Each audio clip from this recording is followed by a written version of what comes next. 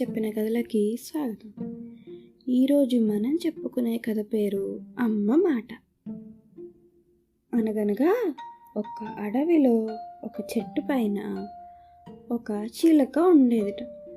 ఆ చిలక అక్కడే గూడు కట్టుకుని తన పిల్లలతో పాటు 3 చిలక పిల్లలు ఉండేవిట.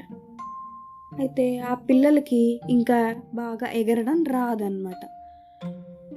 రోజు ఈ అమ్మ చిలకే బయటికి ఎగిరి వెళ్ళి ఆహారం తీసుకుని వచ్చేది. అయితే ఒకరోజు అమ్మ చిలుకని ఒక చిన్న చిలుక అడిగిందిట, అమ్మా, ఎప్పుడు నువ్వే పైకి ఎగిరి వెళ్తూ ఉంటావు, నాకు కూడా ఎగరాలనిపిస్తుంది, నేను కూడా ఎగిరి ఆహారం తెచ్చుకోవడానికి నీతో పాటు వస్తాను అని అడిగిందిట.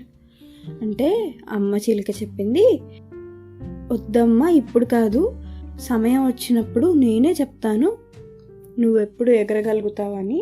అప్పటి వరకు నువ్వు జాగ్రత్తగా ఇక్కడే గూట్లోనే ఉండాలి అని చెప్పిందిట అమ్మ చిలుక.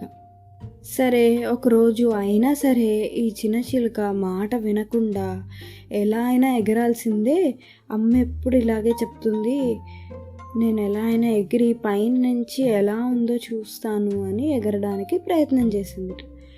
కానీ చిన్న చిలుక కదా, ఇంకా అప్పుడే ఎగరడం రాకపోవడం వల్ల గబుక్కుమని ఎగరలేక కిందకి పడిపోయిందిట.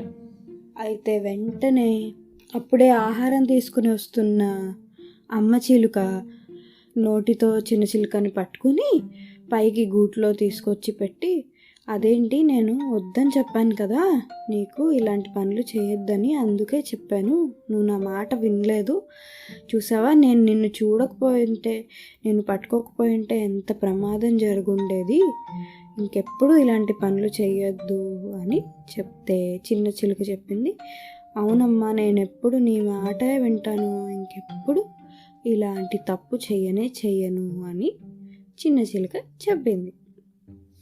అందుకనే పిల్లలు, ఎప్పుడు అమ్మ ఏం చెప్పినా మన మంచి కోసమే చెప్తుందన్నమాట.